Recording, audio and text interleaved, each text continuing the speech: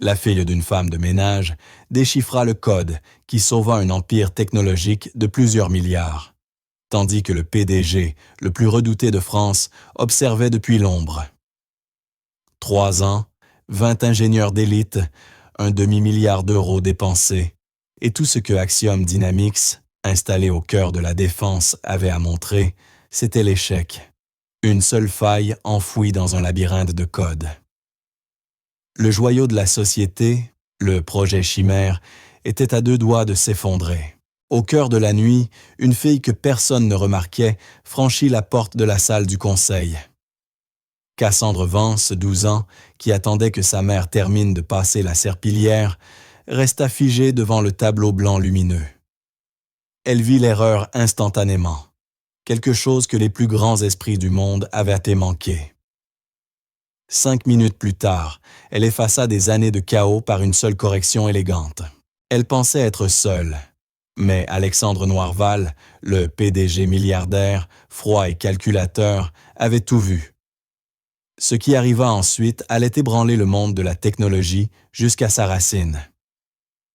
Une fillette de 12 ans aperçut la minuscule faille que personne d'autre ne pouvait voir. Elle était seulement là, pour attendre sa mère, l'employé de ménage qui finissait de nettoyer la tour de verre imposante. Mais ce qu'elle distingua sur un tableau blanc allait soit mettre à genoux la plus puissante entreprise technologique de France, soit la sauver de la ruine. Le silence dans la salle du conseil était plus lourd que l'épais verre pare-balles qui l'encerclait. Un silence fait d'échecs, tissé de millions d'euros gaspillés et de confiance brisée. À la tête de l'immense table en acajou se tenait Alexandre Noirval, costume impeccable, mâchoire tendue comme du granit, et yeux couleur de mer déchaînés balayant les visages de son équipe d'ingénieurs. Ces docteurs issus des grandes écoles françaises et européennes les plus prestigieuses, ces innovateurs qui, jusqu'à ce soir, marchaient dans les couloirs de cette tour, avec l'air de dieux modernes, ressemblaient maintenant à des enfants effrayés.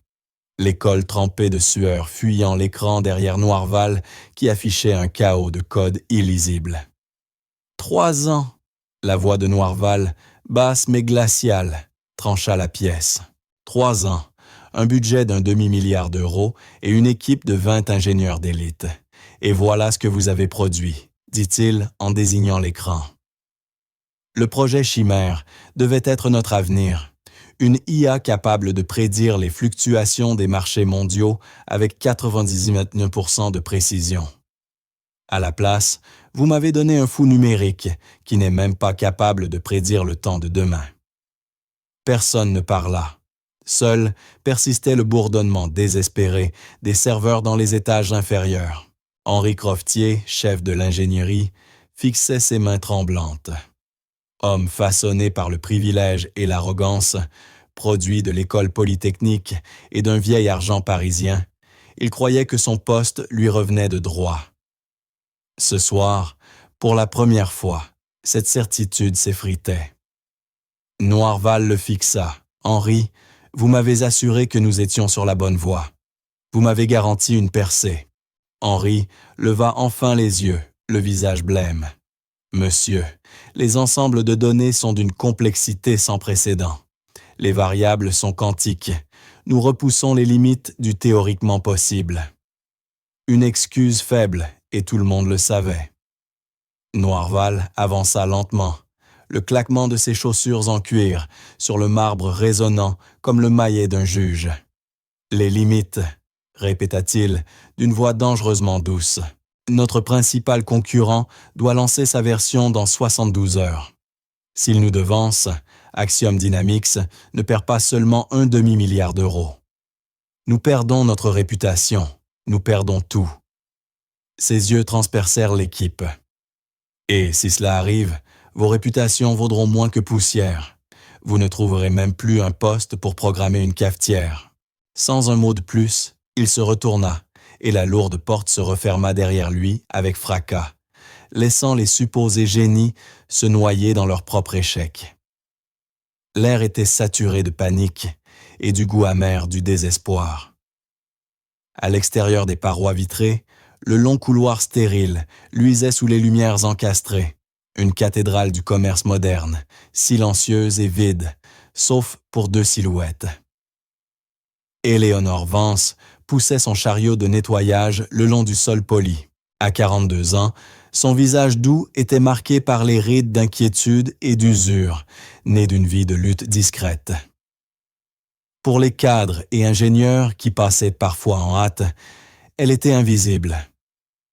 Elle était invisible, simple membre de l'équipe d'entretien de nuit.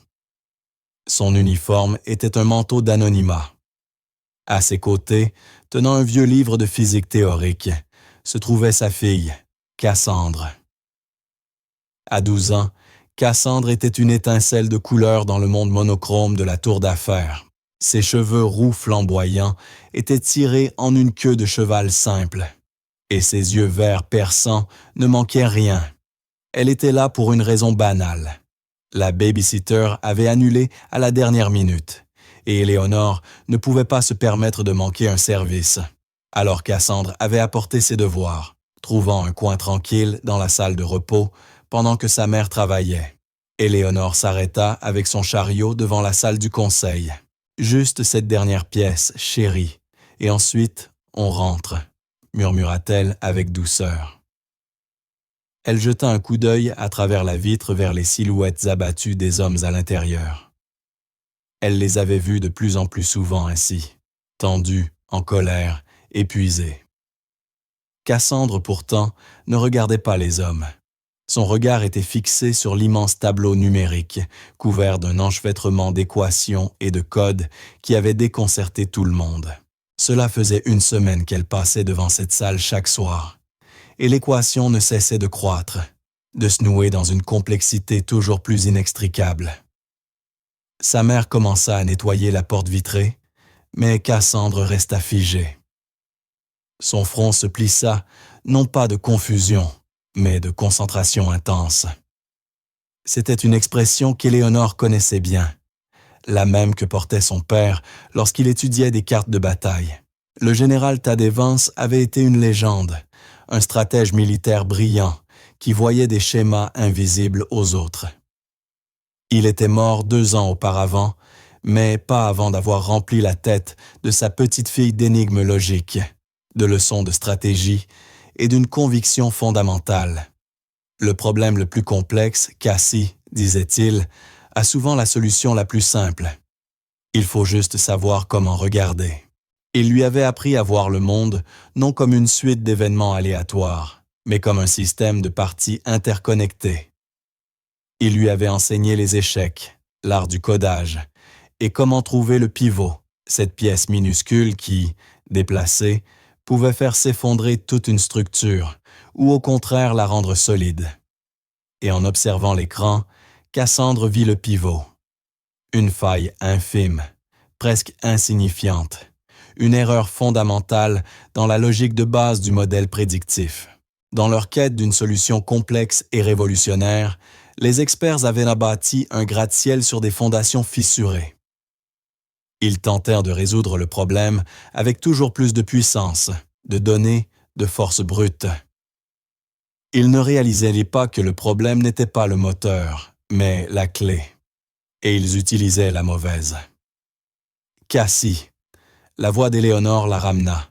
« Viens, ma chérie, ne fixe pas comme ça, ce n'est pas poli. » Cassandre cligna des yeux, reporta son attention sur sa mère et hocha simplement la tête, le visage impassible. Elle savait qu'il valait mieux se taire. Qui écouterait la fille de la femme de ménage? Dans un lieu comme celui-ci, fait de diplômes et de pédigrés, elle et sa mère étaient vouées à rester invisibles et silencieuses. Parler serait provoquer des ennuis, risquer l'unique travail qui leur assurait un toit et de quoi manger. Elle se détourna et suivit sa mère. Mais l'image de l'équation défectueuse resta gravée dans son esprit.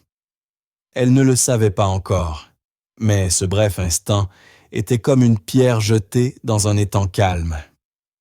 Les ondes allaient s'élargir, et bientôt elle deviendrait une vague de fond qui changerait sa vie et le destin d'Axiom Dynamics à jamais. La petite salle de repos, stérile, fut leur dernier arrêt. Tandis qu'Éléonore nettoyait la machine à café et essuyait les comptoirs, Cassandre était assise à une table, son livre de physique oublié devant elle. Elle n'arrivait pas à chasser l'image du code défectueux. C'était comme une démangeaison dans son cerveau qu'elle ne pouvait gratter. Elle pensa de nouveau à son grand-père. Il avait été si fier de son esprit. « Tu as un don, petite », lui disait-il, en ébouriffant ses cheveux roux. « Tu vois tout l'échiquier. Ne laisse jamais personne te faire croire que tu vaux moins pour ça. » Mais le monde au-delà du bureau de son grand-père était différent. À l'école, ses professeurs étaient souvent frustrés. Elle résolvait les problèmes de mathématiques d'une manière inédite ou posait des questions de mécanique quantique qui les laissaient déconcertés. Les autres élèves la traitaient de Madame Je sais tout. Avec le temps, elle avait appris à cacher sa lumière, à faire semblant d'être ordinaire pour s'intégrer. Être intelligente, découvrit-elle, pouvait être une affaire solitaire. La vie de sa mère était un rappel constant et douloureux qu'il valait parfois mieux rester dans l'ombre. Éléonore avait autrefois été une brillante étudiante en architecture, boursière, mais le père de Cassandre était tombé malade. Les factures médicales s'étaient accumulées comme des montagnes de neige, les écrasant sous les dettes. Quand il mourut, Éléonore dut abandonner ses études et accepter n'importe quel emploi disponible. Elle avait sacrifié ses rêves pour que Cassandre puisse avoir un avenir. Ce sacrifice, Cassandre le ressentait jusque dans ses os, et c'est pour cela qu'elle restait silencieuse. Le travail de sa mère était fragile. Une plainte d'un homme, comme Henri Croftier, pouvait suffire à la faire renvoyer sans la moindre hésitation. Éléonore termina son nettoyage et s'assit en face de sa fille, un sourire fatigué, mais tendre sur les lèvres. « Prête à rentrer, ma petite génie ?» demanda-t-elle. Cassandre acquiesça, mais ses yeux restaient lointains. « Maman, » dit-elle doucement. Ces hommes dans la grande salle, ils avaient l'air tristes. Éléonore soupira, accablée par sa propre fatigue. Ils sont sous une énorme pression, chérie. Quand on est payé autant, on attend de vous des miracles. Elle contempla sa fille, l'intelligence brûlante dans son regard, et ressentit ce mélange familier de fierté et de peur. Tiens-toi éloigné de tout ça. Nous faisons notre travail, discrètes comme des souris, et nous rentrons à la maison. C'est plus sûr ainsi. Cassandre hocha encore la tête. D'accord, maman. Mais tandis qu'elle rangeait pour partir, la voix de son grand-père résonna de nouveau dans son esprit. Il y a une différence entre être humble et cacher ta valeur. Cassie, un soldat qui voit venir une embuscade, a le devoir de prévenir les autres, quel que soit leur grade. Elle chassa la pensée. Elle n'était pas un soldat. Elle n'était qu'une fille de 12 ans, et ce n'était pas son combat. Le bâtiment était désormais totalement silencieux. Les derniers ingénieurs étaient en partie, laissant derrière eux leur échec sous les lumières artificielles glacées. Éléonore et Cassandre marchaient vers l'ascenseur principal, leurs pas résonnant seuls dans l'immense espace. Mais en repassant devant la salle du conseil, Cassandre s'arrêta. Le grand écran était encore allumé, monument du problème à 1 demi-milliard d'euros. L'équation défectueuse semblait l'appeler, se moquant des prétendus génies qu'il avait dû créer. « Cassie, viens !» pressa doucement Éléonore. Cette fois, Cassandre ne bougea pas. Une force invisible la retenait. Son cœur s'emballa, tambour affolé dans sa poitrine. C'était une guerre intérieure, la prudence usée de sa mère contre le courage résolu de son grand-père. La peur de causer des ennuis contre la certitude insupportable qu'elle, et elle seule, savait comment corriger cela. Ce n'était plus seulement une affaire de code, c'était une question d'injustice. Sa mère obligeait de récurer les sols pendant que des hommes comme Croftier, arrogants et aveugles, menaient une grande entreprise à la ruine. C'était aussi la mémoire de son grand-père, qui croyait que le talent et l'intégrité comptaient plus que les titres ou les costumes. L'élan fut trop fort. « Maman, dit-elle à voix basse, il faut que je fasse quelque chose. » Avant qu'Éléonore puisse réagir, Cassandre tourna les talons et marcha vers la salle du conseil. La lourde porte vitrée n'était pas verrouillée.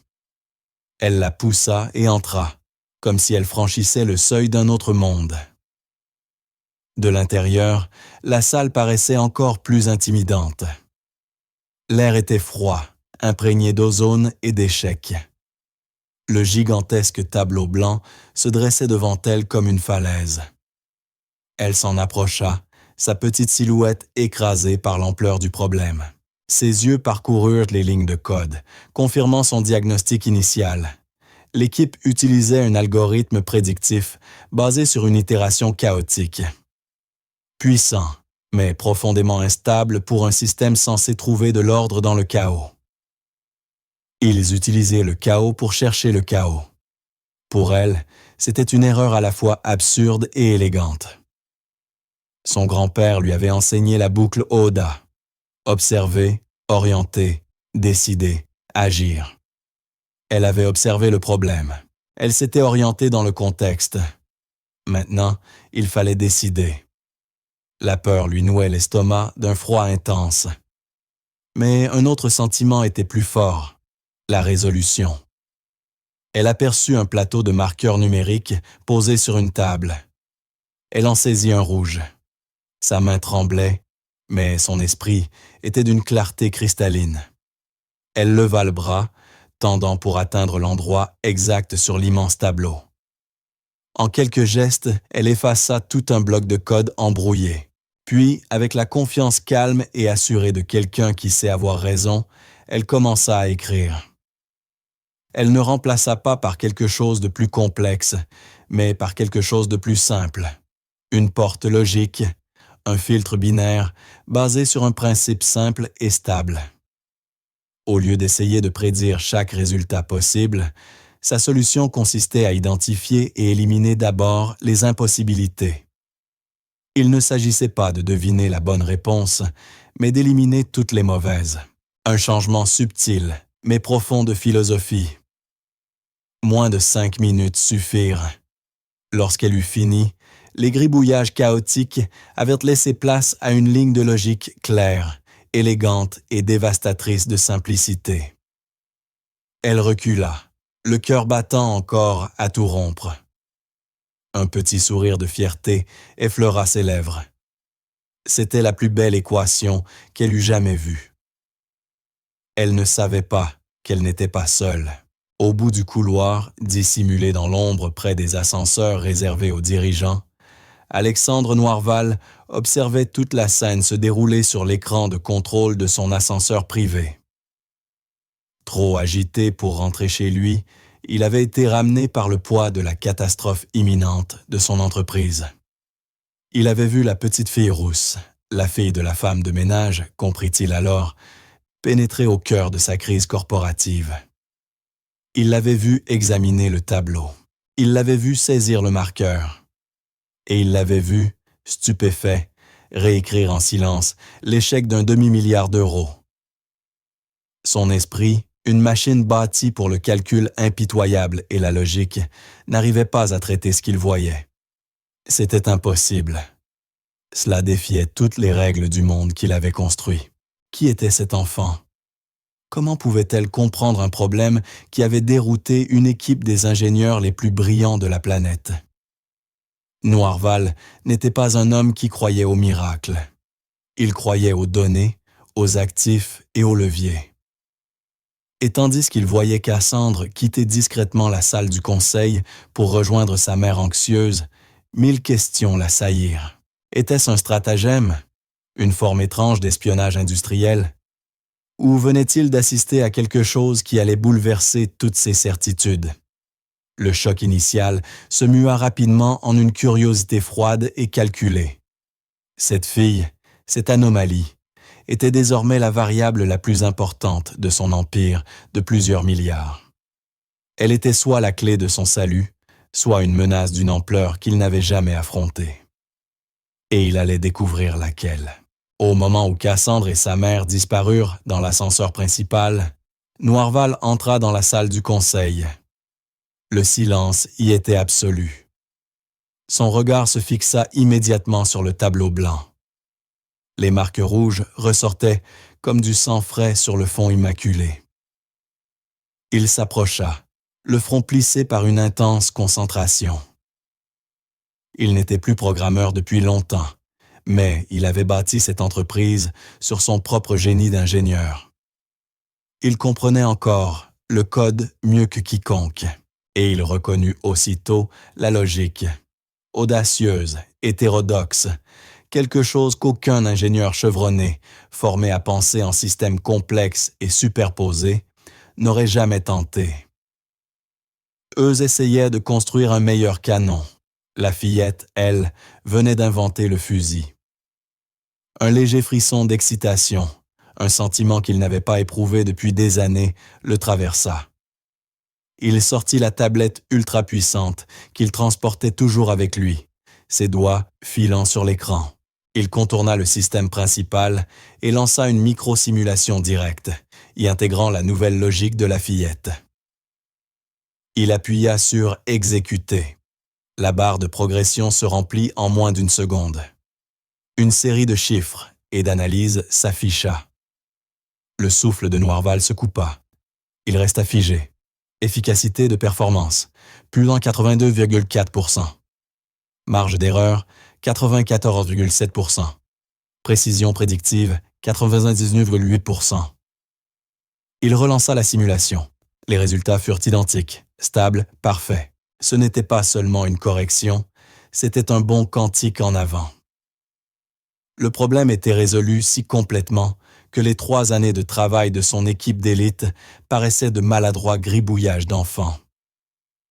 Un orage d'émotions se déchaîna en lui, l'étonnement, le soulagement et une colère froide grandissante.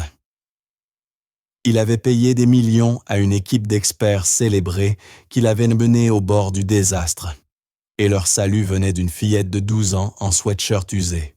La porte de la salle s'ouvrit brutalement. Henri Croftier apparut, le visage ravagé. Visiblement, le chef de la sécurité l'avait rappelé. « Monsieur, vous vouliez me voir ?» demanda-t-il d'une voix tendue. Noirval se tourna lentement, le visage impassible, masque de calme. « Oui, Henri, je viens de revoir le travail de votre équipe sur le projet Chimère. » Il désigna le tableau blanc. « Êtes-vous absolument certain que toutes les approches possibles ont été explorées, qu'il n'existe pas une solution plus simple, plus élégante, que votre équipe aurait négligée ?» Henri ricana, retrouvant un instant son arrogance passée. « Monsieur, avec tout le respect, mon équipe est la meilleure au monde. Nous avons exploré tous les paradigmes viables. Ce que vous voyez à l'écran est l'avant-garde absolue du développement en IA. Si nous ne pouvons pas le résoudre, personne ne le peut. » Les lèvres de Noirval esquissèrent un sourire sans chaleur. « Vraiment ?» dit-il doucement. « Alors, expliquez-moi pourquoi la fille de la femme de ménage, âgée de 12 ans, l'a pu. » Le sourire confiant de Croftier s'éteignit, remplacé par un regard de totale stupéfaction. « Quoi?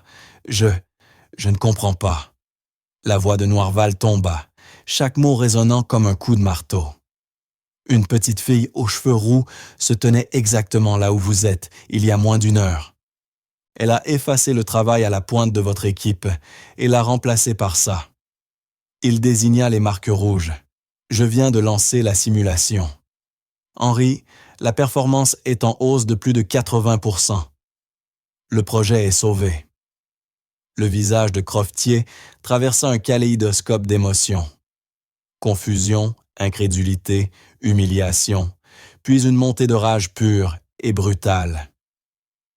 Henri Croftier fixait le code rouge, ces symboles simples et élégants qui représentèrent la destruction totale de sa fierté professionnelle. « C'est impossible, » balbutia-t-il. « Une enfant, elle ne pouvait pas. Ce doit être un coup de chance, un hasard. Un hasard qui valait un demi-milliard d'euros. » La voix de Noirval était désormais glaciale. « Soyez dans cette salle demain matin à 9 heures avec toute votre équipe. Je veux un rapport complet expliquant comment un groupe des ingénieurs les plus chers du monde a pu se faire surpasser par une fillette qui attendait simplement que sa mère finisse de laver le sol. » Il passa devant Croftier, s'arrêta à la porte. « Et Henri, ajouta-t-il sans se retourner. Priez pour que votre orgueil ne soit pas si irrémédiablement brisé, car votre carrière ici ne tient qu'à un fil, très, très mince. » Henri Croftier resta seul au centre de l'immense salle silencieuse. Le café froid dans sa main était oublié. Les marques rouges sur le tableau semblaient briller d'une lumière moqueuse et triomphante. Ce n'était pas seulement une insulte, c'était une déclaration de guerre, et il jura, à cet instant, que la petite fille responsable de son humiliation paierait un prix qu'elle ne pouvait même pas imaginer. Le lendemain matin, l'atmosphère dans la salle du conseil était électrique de tension et d'incrédulité. Tous les ingénieurs principaux et dirigeants étaient en présent, les visages un mélange de choc et de curiosité morbide. L'histoire s'était répandue dans les étages supérieurs de l'entreprise comme un virus. La fille de la femme de ménage avait réparé le projet Chimère. Les portes s'ouvrirent et Alexandre Noirval entra, le visage sévère comme toujours. Derrière lui, petite et intimidée, se tenaient Éléonore et Cassandre Vance. Éléonore portait des vêtements civils, les mains crispées devant elle, le visage pâle d'anxiété. Cassandre portait une simple robe, ses cheveux roux soigneusement coiffés, son expression calme mais attentive. Elle affronta sans ciller les dizaines de regards fixés sur elle. Noirval leur fit signe de s'asseoir près de lui, à la tête de la table, des sièges habituellement réservés aux membres du conseil. Un murmure parcourut la salle. Henri Croftier, assis juste en face, la regardait avec un mépris si intense qu'il en devenait presque palpable. Il la fixait comme une vermine qui aurait osé pénétrer dans son sanctuaire immaculé. Noirval ne perdit pas de temps. « Bonjour. Je vous ai réunis ici pour une seule raison. Voici Cassandre Vance. C'est elle qui a corrigé la faille critique de l'algorithme de Chimère hier soir. Une faille, je le rappelle, que cette équipe d'experts n'a pas su, ou n'a pas voulu, voir. » La salle se tut. Tous les regards convergèrent vers Cassandre. Henri lâcha un rire bref et moqueur. « Monsieur, sommes-nous vraiment en train de faire ça? C'est absurde. Nous tenons une réunion stratégique de haut niveau sur la base du coup de chance d'une enfant. » Il tourna son regard venimeux vers Cassandre. « Dis-moi, Cassandre, quel est ton parcours en théorie computationnelle? Tu l'as apprise entre 2 dessins animés et une histoire du soir. » Quelques fidèles d'Henri pouffèrent. Éléonore sursauta comme si on l'avait frappée et posa une main protectrice sur l'épaule de sa fille. Mais Cassandre resta parfaitement immobile. Elle fixa Henri de ses yeux verts clairs et stables. Noirval observait, silencieux. Il savait que c'était une épreuve. Elle devait prouver qu'elle n'était pas un simple coup de chance. Enfin, Cassandre parla. Sa voix était douce, mais elle résonna dans la salle silencieuse avec une autorité surprenante. « Mon grand-père était le général Thaddée Vance, » dit-elle simplement. « Il ne m'a pas enseigné la théorie computationnelle. Il m'a appris à penser. » Elle s'arrêta, laissant flotter dans l'air le nom de ce général légendaire. Quelques-uns des dirigeants plus âgés changèrent d'attitude, passant du scepticisme à l'intrigue. Il m'a appris qu'il n'est pas nécessaire d'avoir un diplôme prestigieux pour voir ce qui est juste devant vos yeux. Cassandre continua, son regard toujours fixé sur Henri. Et le problème de votre algorithme n'était pas compliqué. Vous le regardiez simplement du mauvais angle. Le visage d'Henri s'assombrit de fureur. Et quel est donc le bon angle? Éclaire-nous, je t'en prie. Vous construisiez une diseuse de bonne aventure, dit Cassandre d'une voix posée. Vous essayez de faire deviner à la machine l'avenir parmi une infinité de possibilités. C'était trop chaotique. Cela ne serait jamais stable. Elle se leva et s'avança vers le tableau blanc avec l'assurance d'un professeur chevronné. « Ma solution ne devine pas », dit-elle en désignant ses marques rouges. Elle écoute. Ce n'est pas une voyante. C'est un détective. Elle fonctionne en éliminant les impossibilités une par une jusqu'à ce qu'il ne reste que la vérité. C'est plus simple. C'est plus stable. Et ça marche. Elle utilisa alors une analogie si simple, si parfaite, que tous dans la salle comprirent aussitôt. Vous essayez tous de construire le navire le plus complexe du monde pour traverser un océan déchaîné, expliqua-t-elle. Vous ajoutiez toujours plus de moteurs, des voiles plus grandes, des murs plus épais, mais vous n'avez jamais réalisé que la tempête n'était pas le problème. Le problème, c'est que votre boussole était cassée. Je n'ai pas construit un nouveau navire. J'ai simplement réparé la boussole. Une vague de compréhension parcourut la salle. Les ingénieurs se regardèrent, les visages partagés entre la honte et une admiration naissante. Henri Croftier, lui, restait muet, publiquement surpassé, toute sa base d'expertise et d'autorité démantelée par l'analogie d'une fillette de 12 ans. L'humiliation était absolue. Alexandre Noirval prit enfin la parole, une note de fierté à peine voilée dans la voix. « Merci, Cassandre. C'est l'explication la plus claire de ce projet que j'ai entendu en 3 ans. » Puis il tourna son regard glacé vers Henri. « La parole est à vous pour les questions, mais je soupçonne que mademoiselle Vance a déjà répondu à la plus importante. » La réunion tourna à la démonstration. Cassandre répondit à chaque question technique, avec une clarté et une justesse qui laissèrent les ingénieurs stupéfaits. À la fin, la salle lui appartenait. Le scepticisme avait cédé la place à l'émerveillement. Henri, lui, restait figé, bouillonnant de rage silencieuse. Ce n'était pas seulement une défaite, c'était une menace existentielle. Cet enfant l'avait humilié et volé son pouvoir, et il sut avec une certitude glaciale qu'il devait l'écarter d'Axiom Dynamics. Déjà, un plan de vengeance prenait forme, une toile sombre et complexe de sabotage et de tromperie. Une fois la réunion terminée, un silence abasourdi accompagna la sortie des ingénieurs. Ils quittèrent la salle comme une armée vaincue, évitant de croiser les regards. Leur arrogance passait remplacée par une humilité hébétée. Ils laissaient derrière eux une pièce où les rapports de force d'une entreprise, valant des milliards, avaient été réécrits par une fillette de 12 ans. Noirval se tourna vers Éléonore, dont le visage reflétait à la fois la fierté, la peur et l'incrédulité. Elle tenait encore l'épaule de sa fille, comme pour les ancrer toutes deux dans la réalité. « Madame Vance, » dit-il d'une voix plus douce que quiconque dans l'entreprise ne l'avait jamais entendu.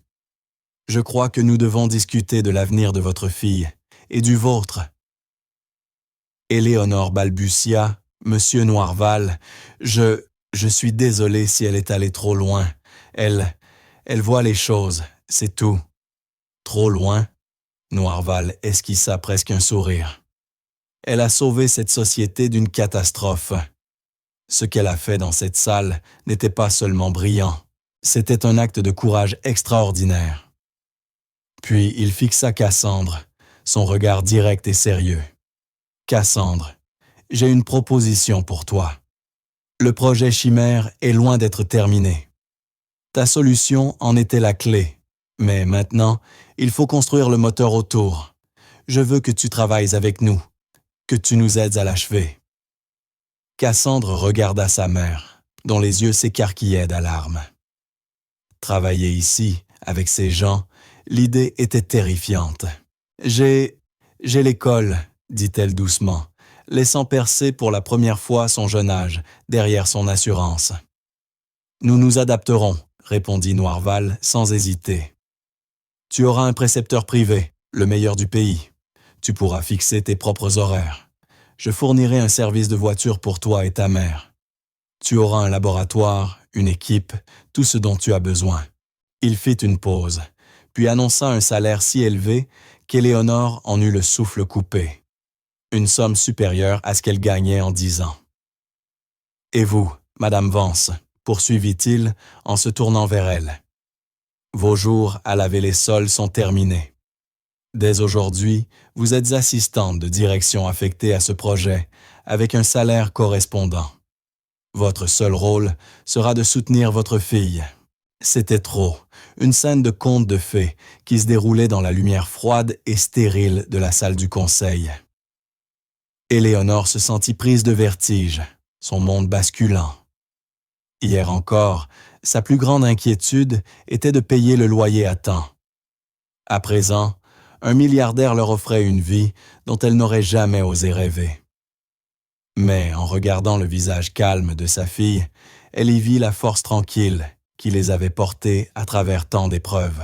Elle y vit la détermination de son mari, l'intelligence de son père, tout condensé dans cet enfant extraordinaire. Ravalant sa peur, elle hocha lentement la tête. « Nous acceptons. » Henri Croftier, tapi dans le couloir, avait tout entendu. L'offre d'un laboratoire, d'une équipe, le salaire faramineux. C'était de l'essence jetée sur le feu de sa haine. Ce n'était pas une consultation temporaire. Noirval faisait de la fillette un élément permanent, un monument à sa propre insuffisance. En s'éloignant, son esprit était déjà un tourbillon de sombres possibilités. Il ne pouvait pas attaquer la logique de la fillette. Elle était exaspérément parfaite. Alors, il devrait l'attaquer, elle. Il saperait sa crédibilité, sèmerait le doute et créerait un problème si complexe, si insidieux, que même son prétendu génie ne pourrait le défaire. Il ferait en sorte qu'elle échoue et il s'assurerait que son échec soit spectaculaire et public. La fille de la femme de ménage avait eu son moment de gloire. Il veillerait à ce que ce soit le dernier. Les semaines suivantes furent un tourbillon pour Cassandre et Éléonore. Elles quittèrent leur petit appartement exigu pour une suite spacieuse dans un immeuble de luxe payé par la société. Une voiture noire les récupérait chaque jour. Cassandre reçut un laboratoire digne d'un film de science-fiction, rempli d'écrans holographiques et de serveurs bourdonnants. Au début, les ingénieurs se méfiaient d'elle. Ils la traitaient avec une politesse forcée et maladroite. Mais Cassandre ne cherchait pas à être leur chef. Elle s'intéressait aux problèmes. Elle parlait leur langue, celle du code, de la logique et des données, avec une aisance qui leur valut rapidement son respect, et pour certains, une admiration sincère. Elle ne commandait pas, elle collaborait, elle écoutait leurs idées, trouvait la faille ou la force dans leur raisonnement et les guidait doucement vers la solution qu'elle voyait déjà clairement dans son esprit.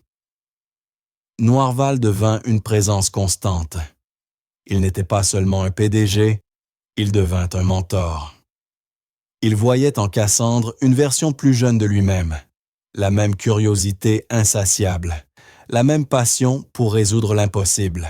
Il passait des heures avec elle au laboratoire, non pas à diriger, mais à observer, apprenant de sa perspective unique. Il la défiait, la poussait, et en retour, elle rallumait en lui une flamme longtemps éteinte sous le poids des responsabilités. Il prit aussi la décision de la protéger. Il savait que le monde de l'entreprise était un bassin de requins et qu'un prodige comme Cassandre menaçait l'ordre établi. Il confia sa surveillance à son chef de sécurité le plus fiable et garda un œil attentif sur Henri Croftier, qui avait été réaffecté à un projet moins critique, mais dont la rancune était palpable. Éléonore observait cette transformation, le cœur plein d'émerveillement, mais aussi d'une inquiétude persistante. Sa fille, qui autrefois cachait son intelligence pour éviter les moqueries, dirigeait maintenant une équipe de scientifiques d'élite. Elle s'épanouissait, sa confiance grandissant chaque jour. Mais Éléonore voyait aussi l'ombre, Les regards jaloux de certains, les murmures dans les couloirs, la pression et le poids d'attente démesuré sur les épaules d'une enfant de 12 ans.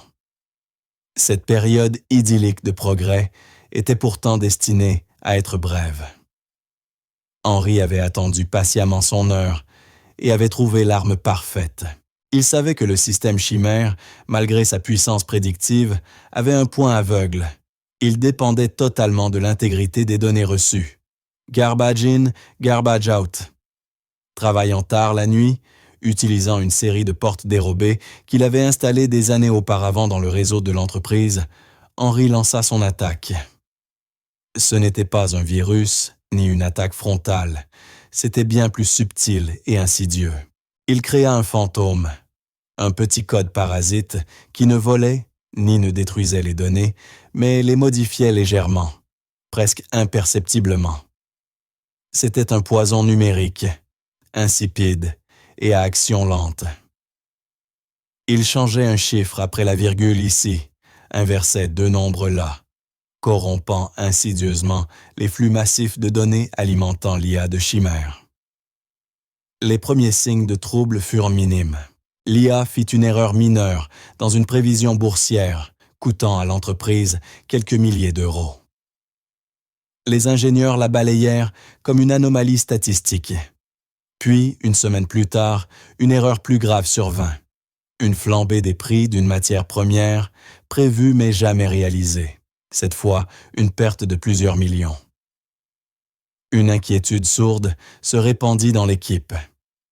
Ils lancèrent des diagnostics, vérifièrent la logique de base, la logique de Cassandre. Elle restait parfaite. Le système lui-même semblait sain. Pourtant, les erreurs continuèrent de croître, devenant plus fréquentes et plus coûteuses. L'IA devenait erratique, comme une personne parfaitement saine, nourrie en permanence de mensonges. Noirval convoqua une réunion d'urgence.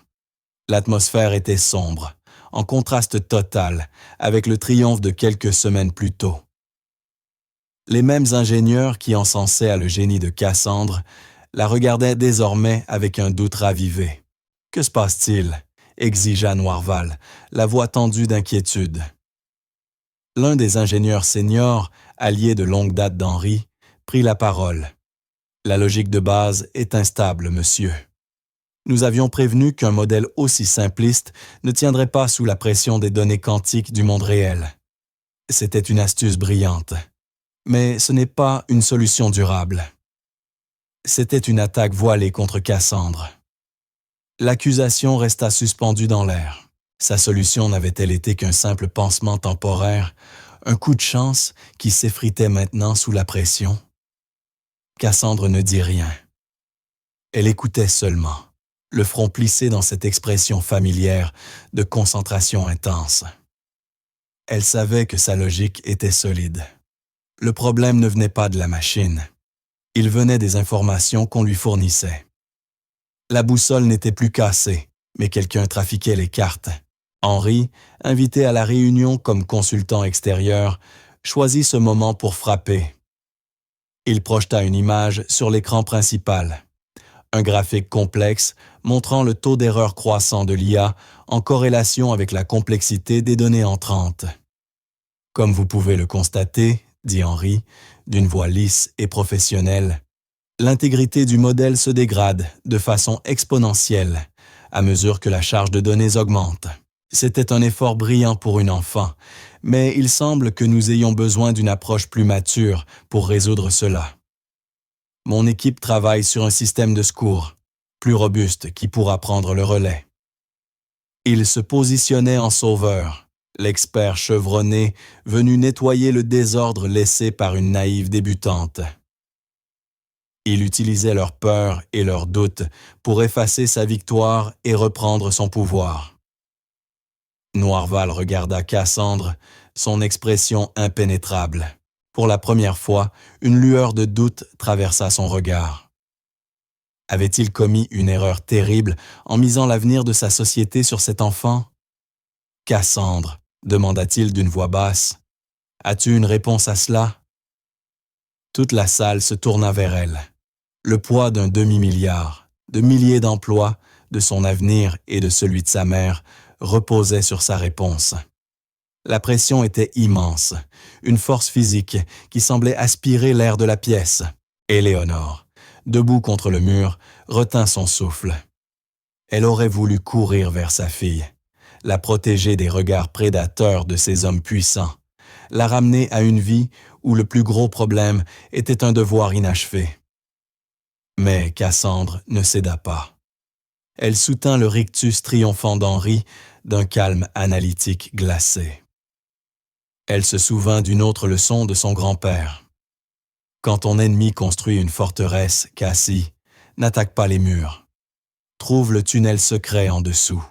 Elle s'avança de nouveau vers l'écran géant, le cœur numérique de l'entreprise. Elle ignora les graphiques d'Henri. À la place, elle fit apparaître le flux brut de données, ce flot non analysé qui se déversait chaque milliseconde depuis les réseaux mondiaux. Pour tous les autres, ce n'était qu'une avalanche incompréhensible de chiffres. Pour Cassandre, c'était un langage, et elle cherchait une seule lettre fausse. « Le modèle n'est pas instable », dit-elle en balayant le torrent de données du regard. « On lui ment. » Henri ricana. « Mentir? De quoi parles-tu? C'est le flux de données le plus sécurisé au monde. » « La sécurité n'est pas le problème, » répondit Cassandre, son attention absolue. Quelqu'un n'entre pas par effraction. Il est déjà à l'intérieur. Ses doigts volaient sur l'interface holographique. Elle ne lançait pas un diagnostic, elle traquait. Elle cherchait un motif, une signature, un fantôme dans la machine. Les ingénieurs la regardaient, fascinés. Elle traversait les couches de code avec une vitesse et une intuition stupéfiantes. Puis elle s'arrêta. Sur l'écran, au milieu d'un million de lignes, elle mit en évidence une minuscule chaîne de caractères, presque invisible, conçue pour ressembler à un déchet de données insignifiant. « Là », murmura-t-elle. Elle isola la chaîne et l'agrandit. Elle commença à la déconstruire, à en dénouer la fonction avec la précision d'un chirurgien. La pièce était totalement silencieuse. Le seul son était le cliquetis léger des touches holographiques. « C'est un parasite », expliqua-t-elle, sa voix prenant de la force. « Ce n'est pas un virus. Il n'attaque pas le système. Il se nourrit du flux de données. Il est conçu pour faire de minuscules altérations aléatoires. C'est un agent du chaos. » Elle remonta son origine, suivant les miettes numériques à travers le réseau. La piste était magistralement dissimulée, routée par une douzaine de serveurs offshore, masqués derrière des couches de chiffrement. Mais le créateur avait commis une minuscule erreur, un fragment oublié d'une vieille clé de développeur restée dans le code du parasite, une empreinte digitale numérique. Cassandre recoupa ce fragment avec la base de données du personnel de l'entreprise. Un seul nom apparut à l'écran. Henri Croftier. Le souffle collectif de la salle fut net et brutal. Le visage d'Henri devint livide. Le masque de professionnalisme calme vola en éclats, révélant une fureur panique et nue. « C'est un coup monté », gronda-t-il, la voix montant dans la désespérance. « Elle a planté ça, cette petite sorcière essaie de me piéger. » Mais il était déjà trop tard. La preuve était absolue, affichée sous les yeux de tous sur le grand écran. L'empreinte numérique était irréfutable. Il avait été si arrogant, si sûr de sa supériorité intellectuelle, qu'il n'avait jamais imaginé qu'une fillette de 12 ans puisse le pister à travers un dédale qu'il croyait impénétrable. Alexandre Noirval se leva lentement de son siège, le visage chargé d'un orage de rage froide et maîtrisé. Il s'avança vers Henri Croftier, chacun de ses pas délibérés et menaçants, tandis que 2 agents de sécurité, jusque-là discrets près de la porte, venaient l'encadrer. « Henri, » dit Noirval, d'une voix à peine plus qu'un murmure, mais lourde comme une sentence de mort, « vous avez commis un acte de sabotage industriel contre votre propre entreprise. Vous avez tenté de détruire un projet à un demi-milliard d'euros et de ruiner la réputation d'une enfant. Vous êtes une honte pour votre profession et pour cette société. » Il fit un signe aux gardes. « Raccompagnez M. Croftier hors du bâtiment. Tous ses accès sont révoqués. Nous gelons ses accès et transmettons le dossier aux autorités pour enquête pénale. Je le veux parti maintenant. » Henri resta hébété, la bouche entr'ouverte, son esprit refusant d'admettre l'ampleur de sa défaite. Lorsque les gardes le saisirent par les bras, il lança un dernier regard, chargé de haine vers Cassandre, mais elle ne le regardait déjà plus. Ses yeux restaient fixés sur l'écran, un léger sourire satisfait aux lèvres. Elle avait trouvé le tunnel secret et la forteresse s'était écroulée. Alors qu'on emmenait Henri, un nouveau sentiment s'installa dans la salle, le respect silencieux et profond qui ne naît qu'après avoir été témoin de l'impossible. Cassandre Vance, la fille prodige de la femme de ménage, n'avait pas seulement sauvé l'entreprise une fois. Elle venait de la sauver une seconde fois, cette fois d'un ennemi intérieur. Noirval s'approcha d'elle et posa une main sur son épaule, geste d'une immense fierté et gratitude. « Le général Vance aurait été fier, dit-il, la voix chargée d'émotion. Cassandre leva les yeux, ses prunelles vertes brillantes. « Il aurait dit que c'était mon devoir, » répondit-elle simplement. À cet instant, elle n'était plus seulement la fille de l'employé de ménage. Elle était la protectrice d'Axiom Dynamics, son esprit le plus brillant et son improbable sauveuse. Et son histoire, la légende de la fille qui voyait ce que nul autre ne voyait, ne faisait que commencer. Éléonore s'avança et enlaça sa fille avec force, des larmes de soulagement et de fierté coulant sur ses joues. « Oh, ma courageuse, ma si courageuse fille !» murmura-t-elle. La peur qui avait longtemps habité son cœur s'évapora, remplacée par une admiration écrasante pour l'être incroyable que sa fille était devenue. La crise était terminée, mais les conséquences de ce jour allaient se propager et tout changer. Noirval savait qu'il n'avait pas seulement trouvé une solution à un problème technique. Il avait trouvé l'avenir de son entreprise, et il ferait tout pour nourrir et protéger cet avenir. Un avenir incarné par une rousse de 12 ans à l'esprit de légende et au cœur de héroïne. Le monde allait bientôt connaître le nom de Cassandre Vance, et rien ne serait plus jamais pareil. L'éviction d'Henri Croftier fut rapide et chirurgicale. Dans l'heure, son bureau fut vidé, son empreinte numérique effacée des serveurs de la société, et un mémo interne diffusé à l'ensemble du groupe annonça sa révocation immédiate pour manquement à l'éthique. Mais les chuchotements dans les couloirs racontèrent la vraie histoire. La saga de son sabotage et de son démasquage par la prodige de 12 ans se répandit comme une traînée de poudre, scellant le statut de Cassandre en légende d'entreprise avant même qu'elle n'ait terminé le collège. Dans les jours qui suivirent, l'atmosphère au laboratoire de Chimère changea du tout au tout. Le scepticisme résiduel des ingénieurs s'évapora, remplacé par une révérence profonde, parfois gênante. Ils avaient vu son intelligence à l'œuvre, non pas une, mais 2 fois.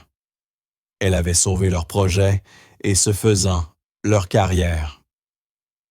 Ils ne la voyaient plus comme une enfant jouant dans le monde des adultes, mais comme l'esprit stratégique qui les avait tirés de 2 situations séparées, apparemment impossibles.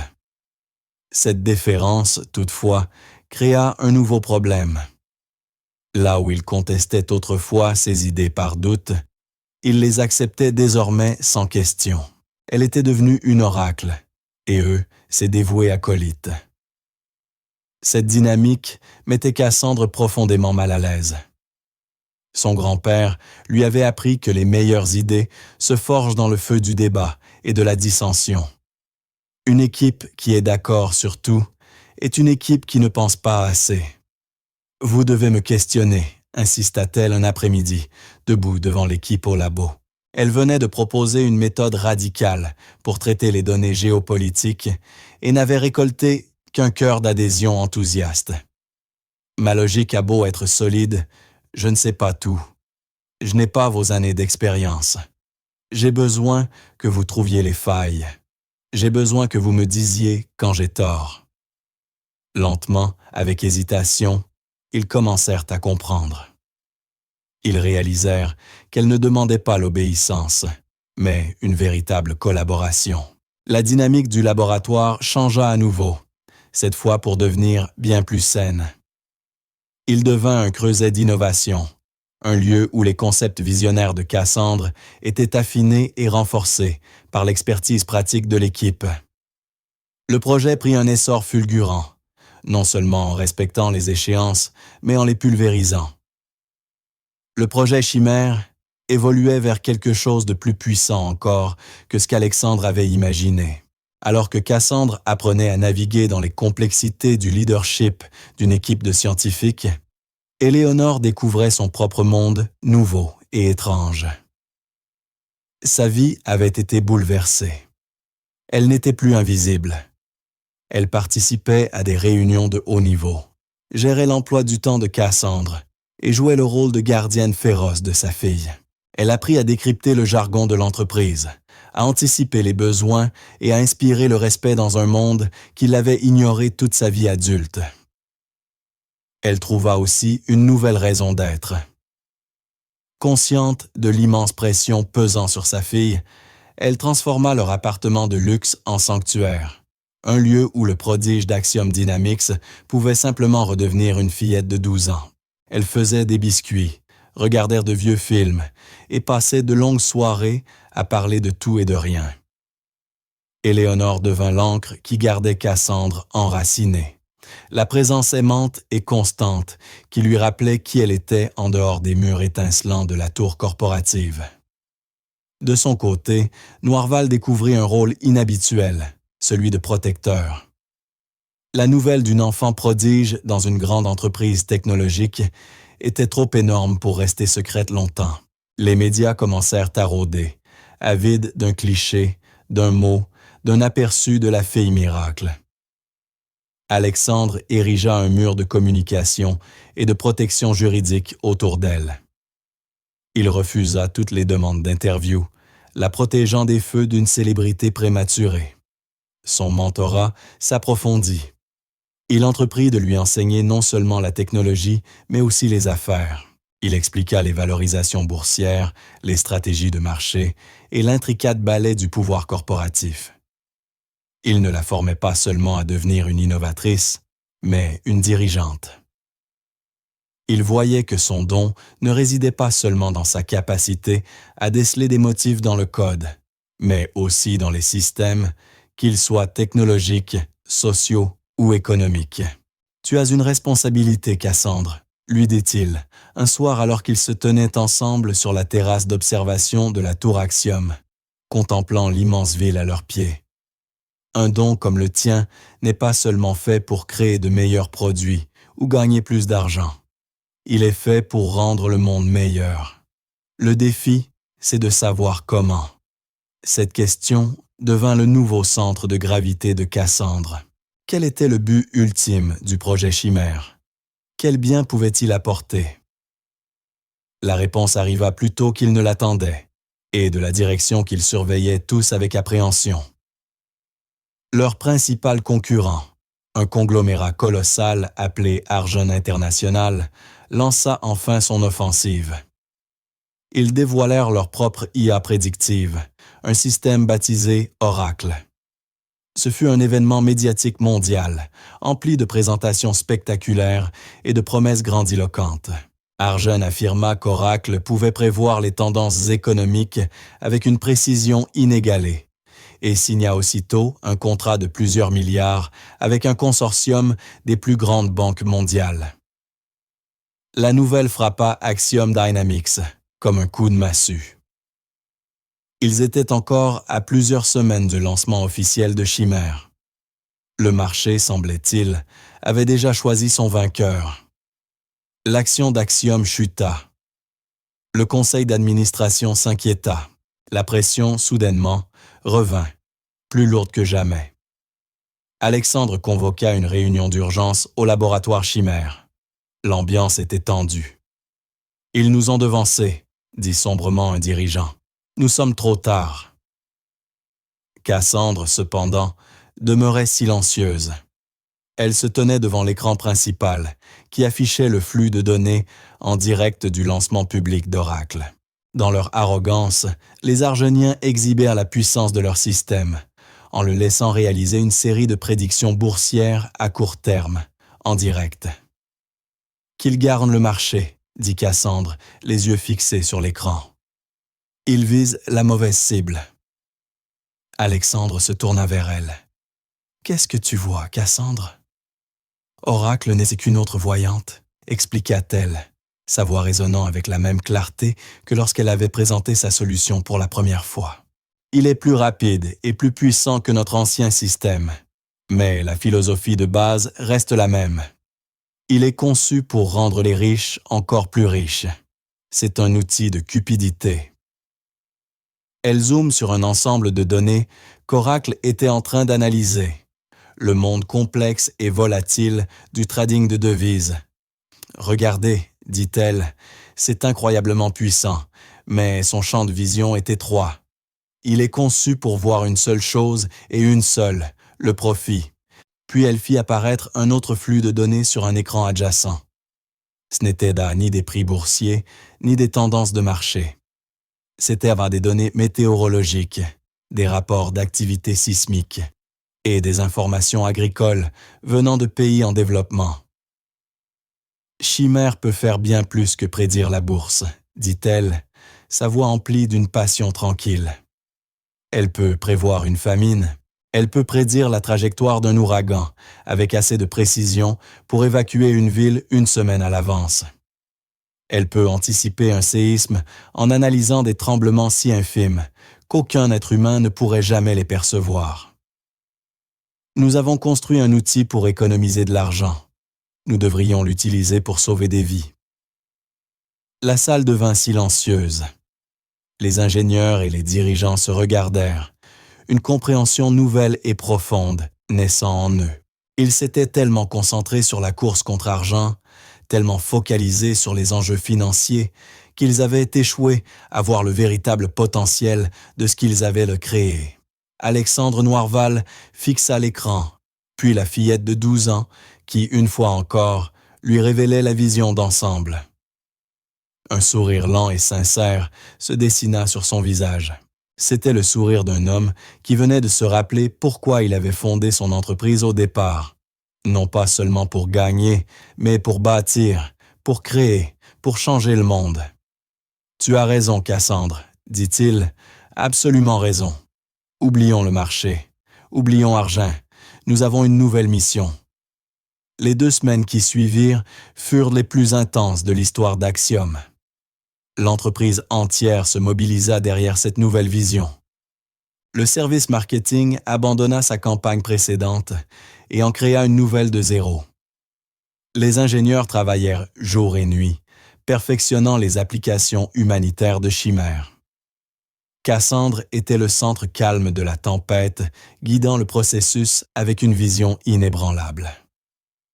Leur événement de lancement fut l'exact opposé de la présentation clinquante d'Arjon.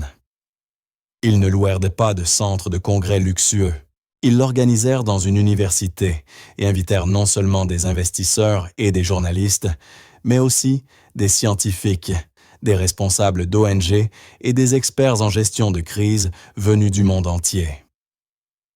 Alexandre ouvrit la présentation, mais ne parla que quelques minutes. Puis il céda la scène à Cassandre, vêtue d'une simple robe bleue. Elle se tenait devant un amphithéâtre bondé. Pendant un instant, elle ressemblait à ce qu'elle était vraiment, une enfant dans un monde d'adultes. Mais lorsqu'elle commença à parler, sa voix était ferme et son message puissant. Elle ne parla pas de marge bénéficiaire ou de part de marché. Elle parla d'avenir. Elle leur montra, à travers une série de simulations stupéfiantes de précision, comment Chimère aurait pu prévoir le tsunami dévastateur qui avait frappé l'Asie du Sud-Est des années plus tôt, donnant 3 jours entiers aux communautés côtières pour évacuer. Elle leur montra comment l'IA pouvait identifier les conditions exactes menant à une catastrophe agricole en Afrique subsaharienne, permettant aux organisations humanitaires d'intervenir des mois à l'avance. Elle leur montra un monde où la technologie n'était pas un outil pour les puissants, mais un bouclier pour les vulnérables. Lorsqu'elle eut terminé, il y eut un moment de silence stupéfait. Puis la salle explosa. Les applaudissements furent tonitruants, une vague d'émotion et d'enthousiasme déferlant sur la scène. Ce n'étaient pas les claquements polis d'investisseurs impressionnés, mais le rugissement d'êtres humains inspirés à qui l'on venait de montrer une meilleure version du futur. Les retombées furent immédiates et écrasantes. L'histoire d'Axiom Dynamics et de sa visionnaire de 12 ans n'était plus un simple ragot d'entreprise. C'était la plus grande nouvelle du monde. Des gouvernements et des organisations humanitaires de tous les continents inondèrent Axiom de demandes de partenariat. Des ingénieurs et des scientifiques talentueux, inspirés par cette nouvelle mission, se pressèrent pour rejoindre l'entreprise. Argent International et son système Oracle furent soudain ridiculisés. Alors qu'ils aidèrent les fonds spéculatifs à s'enrichir rapidement, Axiom se préparait à sauver le monde. Leurs actions plongèrent. Leurs partenaires bancaires devinrent nerveux. Leur victoire se révéla creuse. Leur outil, si puissant en apparence, apparaissait désormais comme un jouet cupide et égoïste. Au final, ce n'était pas une bataille de technologie. C'était une bataille de vision. Et la vision de Cassandre, sa croyance simple et profonde que le but d'un grand pouvoir est d'accomplir un grand bien, avait triomphé. Quelques semaines plus tard, Cassandre et sa mère se tenaient aux côtés d'Alexandre sur la même terrasse d'observation, contemplant les lumières de la ville. Une nouvelle aile de la tour Axiom était en construction en contrebas, l'Institut Vance pour la prévision globale. Il devait être une division à but non lucratif de l'entreprise, avec Cassandre pour directrice, dédiée à l'usage de chimères à des fins humanitaires. « Es-tu prête pour cela ?» demanda doucement Alexandre. « C'est une lourde responsabilité. » Cassandre observa les lumières lointaines qui clignotaient, chacune représentant un foyer, une famille, une vie. Elle pensa à sa mère, qui avait tout sacrifié pour elle. Elle pensa à son grand-père, qui lui avait appris à voir l'ensemble de l'échiquier. Et elle pensa à la ligne de code simple et élégante qui avait tout déclenché. « Ce n'est pas lourd, » dit-elle, d'une voix pleine d'une certitude tranquille et inébranlable.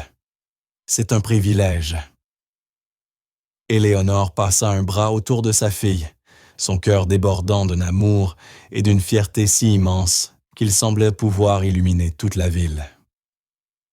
Elle n'était plus la femme de ménage et sa fille, des silhouettes invisibles dans les couloirs du pouvoir.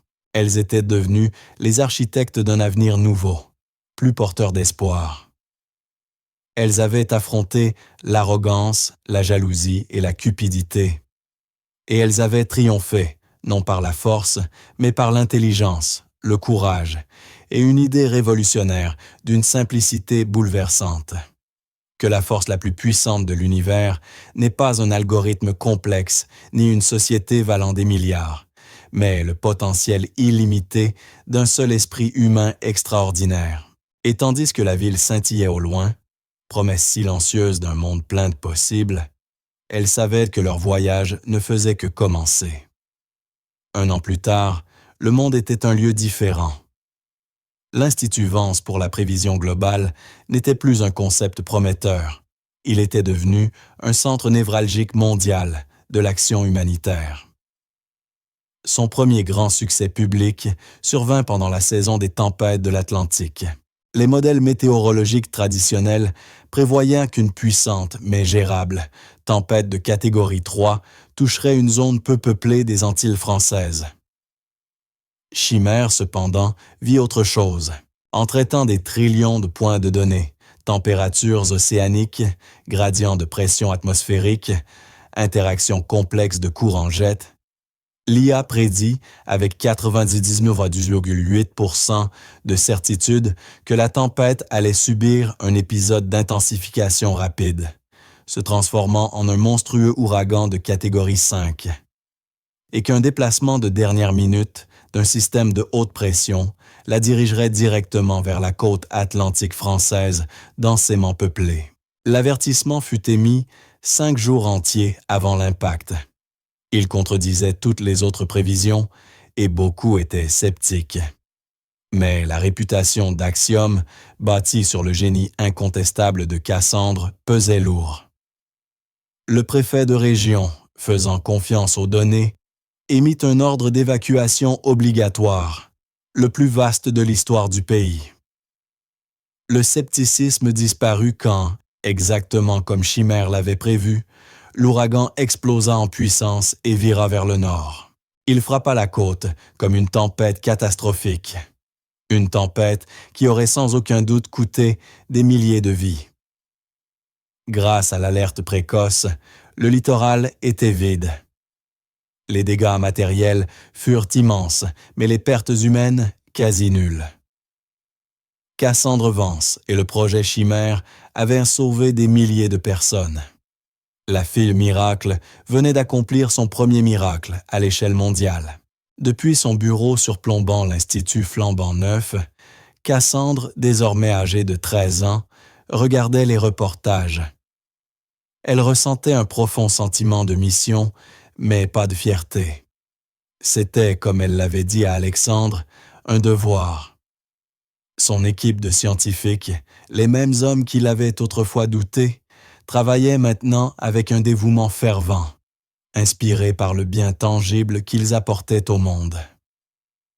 Ils n'étaient plus seulement des ingénieurs, ils étaient devenus des gardiens.